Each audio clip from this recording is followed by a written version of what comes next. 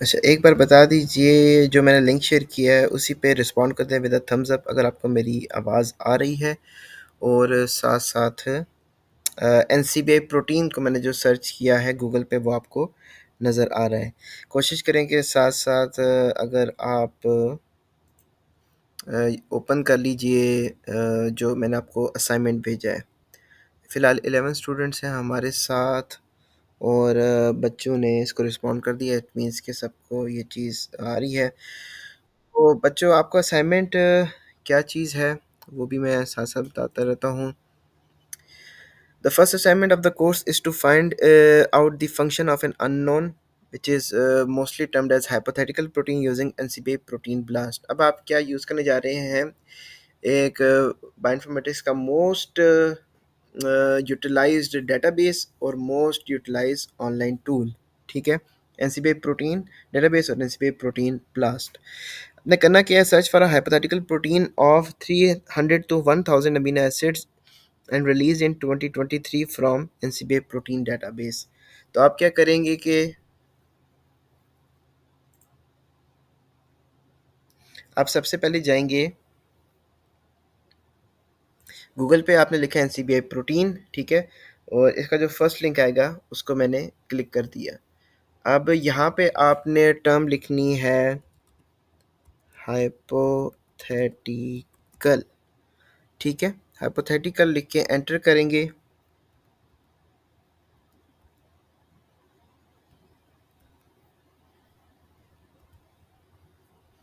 और मेरे पास search results कितने आ गए। It's a huge number.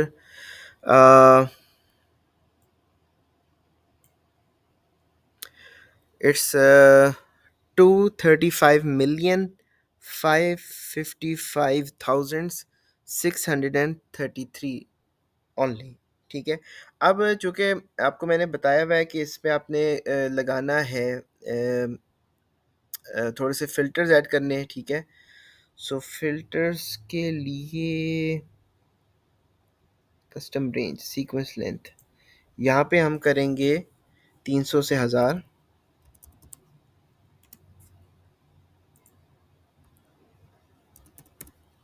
वो इसलिए कि मोस्टली जो हमारे पास ये प्रोटीन्स आ रही हैं 35 अमीनो एसिड, 21 अमीनो, एक 31 अमीनो एसिड, ये क्या चीज़ें हैं कि दे मे और may not be a protein.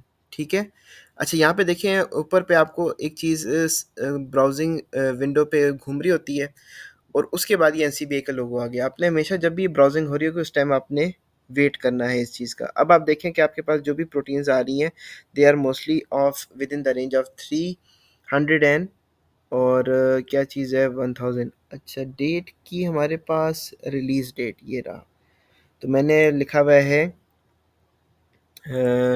2023। सो यहाँ पे हो जाएगा 2023, मंथ है 01, डेट और आज क्या है 2024, मंथ आज का 1 है और डेट 11। ठीक है, इसको भी अप्लाई कर दिया। मज़ीद आप देखेंगे कि ब्राउजिंग हो रही है, डाटा फ़िल्टरिंग हो रही है और आपके पास सिर्फ रिज़ल्ट्स आ जाएंगे जो 2023 जनवरी से ऑनवर्ड्स के होंगे।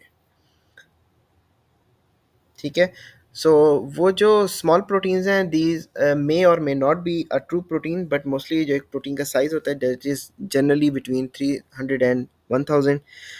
अब आपके पास रिज़ल्ट्स कितने कम रह गए हैं, जस्ट 7 मिलियन। ठीक है, काफ़ी रिड्यूस्ड हो गए हैं। अब आपने कोशिश ये करनी है, ठीक है, कि किसी नॉन ऑर्गेनिज्म की हाइपोथेटिकल प्रोटीन को सिलेक्ट करना है। यहाँ पे चूंकि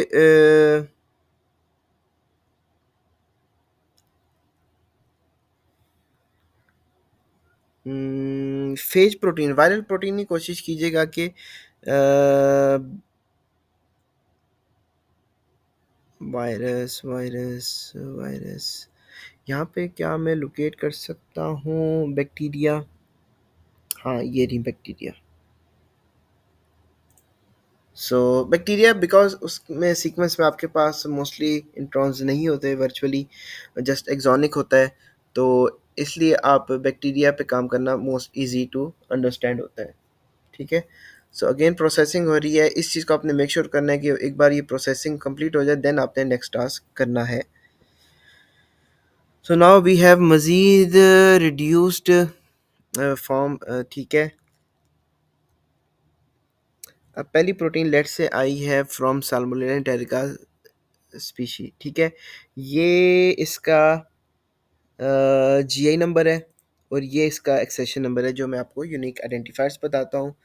आपने क्या करना है कि इसको आपने अपने हिसाब से, चूंकि there is very less possibility कि इतने नंबर्स में से आप लोगों की कोई सीक्वेंस रिपीट हो, तो आपने कोई सी भी सीक्वेंस लेनी है, ठीक है। और मैं लेट से फर्स्ट वाली सीक्वेंस ले रहा हूँ। इसको मैंने ओपन इन न्यू टैब किया,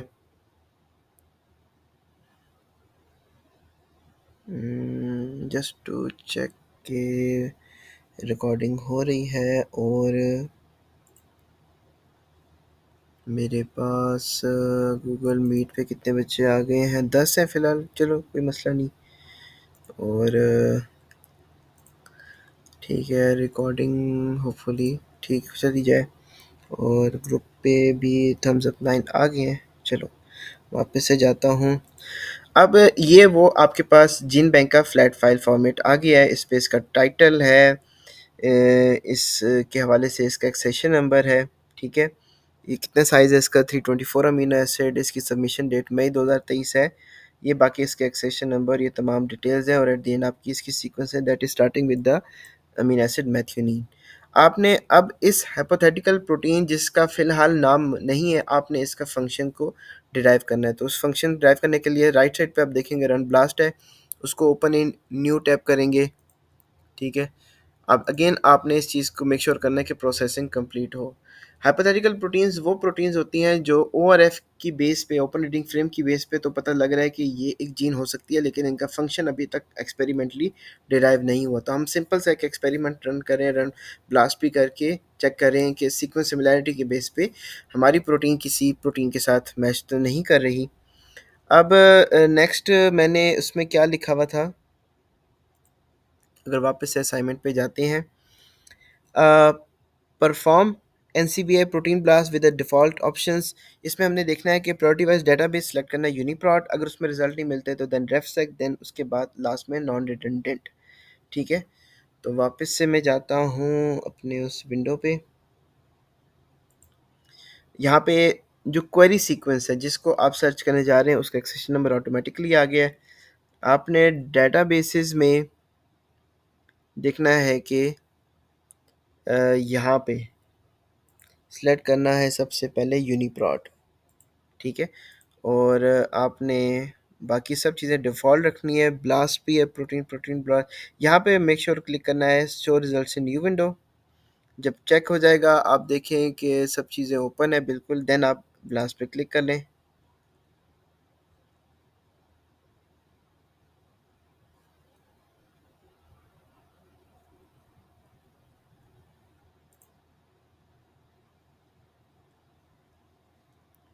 इस पे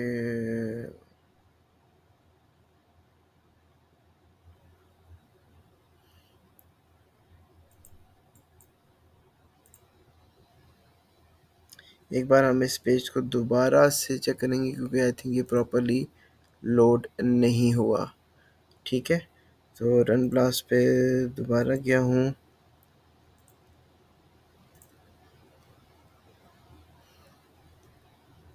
एक बार ये ब्राउजिंग कंप्लीट हो जाए, पेज प्रॉपरली अपलोड हो जाए।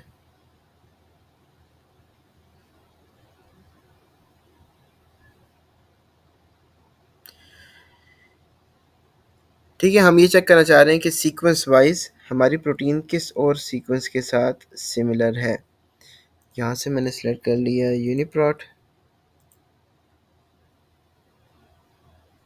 और यहाँ पे सेलेक्ट किया बिस्मिल्लाह। ठीक है, बिस्मिल्लाह आपने लाजमी पढ़ना है, तभी जाके ये चीज़ इंशाल्लाह एग्जीक्यूट हो जाएगी। इसके बाद आप देखेंगे कि कुछ प्रोसेसिंग हो रही है और आपके पास थोड़ी जल्दी आपके पास रिज़ल्ट्स आ जाएंगे। अगेन इस चीज़ को मेक श्योर करना है कि प्रोसेसिंग कंप्लीट होगी तो आपके पास रिज़ल्ट्स कंप्लीट होंगे।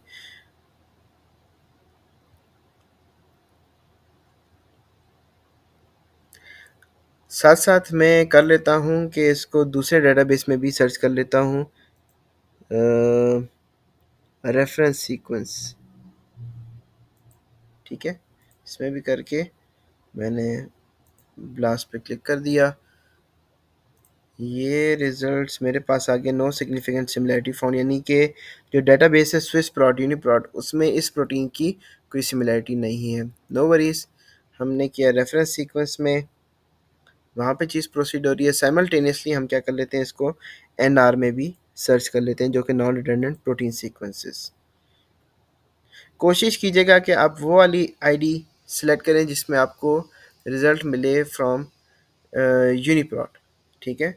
बट इतना हार्ड एंड फास्ट रूल नहीं है, ये जस्ट आपकी प्रैक्टिस के लिए, क्योंकि यूनिप्रॉट में जो रिजल्ट्स होते हैं these are from experimentally validated approaches, तो उसका रिज़ल्ट ज़्यादा कॉन्फिडेंट होगा। फिल वक्त असाइनमेंट के लिए आप कोशिश कीजिएगा कि स्विस प्लॉट से किया उसको स्क्रीनशॉट लगा दीजिएगा कि नो रिजल्ट्स आए हैं। देन रेफ सेक, होपफुली अगर उसमें रिजल्ट आ जाते हैं तो वेल एंड गुड, अगर उसमें भी नहीं आए तो उसका भी स्क्रीनशॉट, अभी स्टिल लोड हो रहा है, इसको पूरा लोड होने दीजिएगा। साथ साथ एनआर वाला भी चल रहा है। ओके, रेफरेंस सीक्वेंस में हमारे पास कुछ रिजल्ट्स आए हैं, और यहाँ पे क्या है, conserved phage C terminal domain containing protein. अच्छा, अभी आपने रिजल्ट्स में क्या करना है, कंसेंससली देखना है कि आपके पास क्या चीज़ रिपीट हो रही है, ठीक है। प्यूटेटिव ट्रांसक्रिप्शनल एक्टिवेटर है, C terminal domain containing protein. आपने टर्मिनोलॉजीज जो भी आ रहे हैं रिजल्ट्स में, उनको आपने देखना है कि कौन कौन सी वर्डिंग्स यूज़ हो रही हैं। फ़िलहाल मेरे पास दो ही किस्म के वर्डिंग्स हैं। अच्छा, इनके साथ साथ आपने ये भी लेट्स मेक श्योर करना है कि ये जो परसेंट आइडेंटिटी है ये ज़्यादा कम ना हो, ठीक है। 70, 60, 50% तक तो ठीक है, लेकिन उससे कम ज़्यादा ना हो। तो यहाँ पे हमारे पास क्रोमोसोमल प्रोटीन, एक ये टर्मिनोलॉजी आई है, C terminal domain containing protein है, ठीक है। और ट्रांसक्रिप्शन एक्टिवेटर था।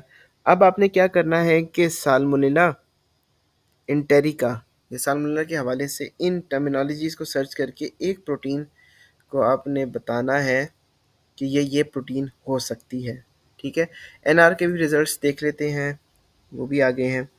वहाँ पे हमें कुछ हाइपोथेटिकल प्रोटीन भी, conserve phage C terminal protein भी मिल रही हैं, और रिजल्ट्स में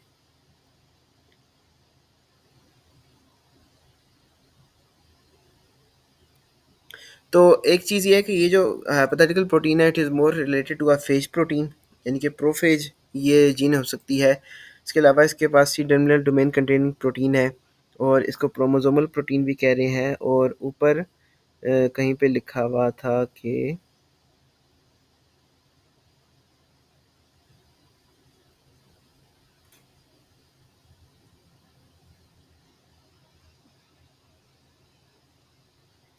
रेप्लिकेशन प्रोटीन ओ, ठीक है। ये जो टर्मिनोलॉजीज आ रही हैं, आपने गूगल पे जाके इन सब टर्म्स को देखना है कि किस एक प्रोटीन को रेफ़र कर रही हैं।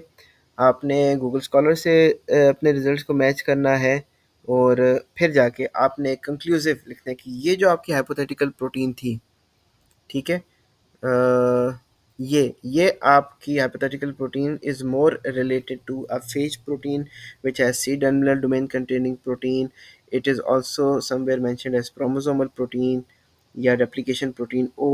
ये तमाम टर्मिनोलॉजीज को आपने डिफाइन करना है, और एक रिसर्चर पॉइंट ऑफ व्यू से आपने इस हाइपोथेटिकल प्रोटीन को लेबल करना है विद दोज टर्म्स, ठीक है।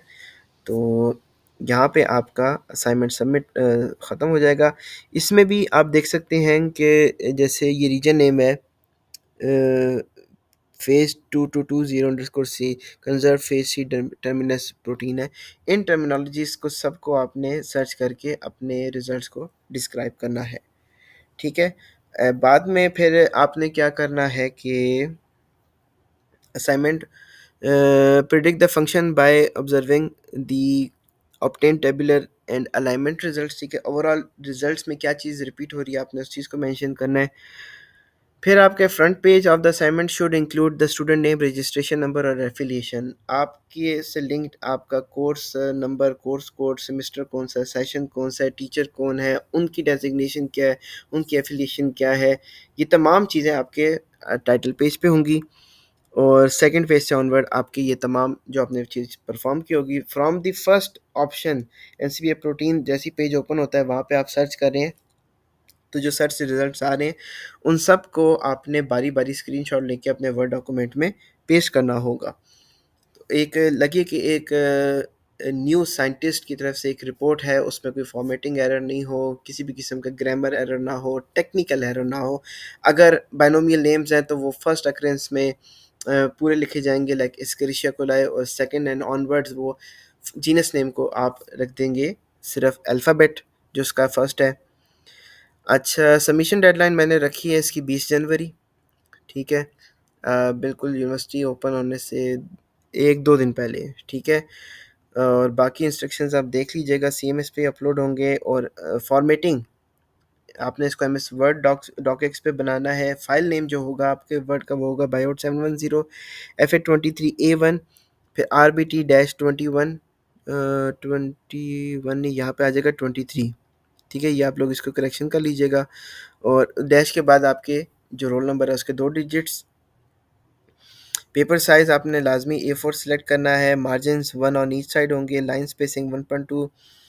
ये तमाम चीज़ें आपने, पेज नंबर रखने हैं, पैराग्राफ स्पेसिंग ये रखनी है, फ़ॉन्ट भी एक रखनी है, ठीक है बच्चों।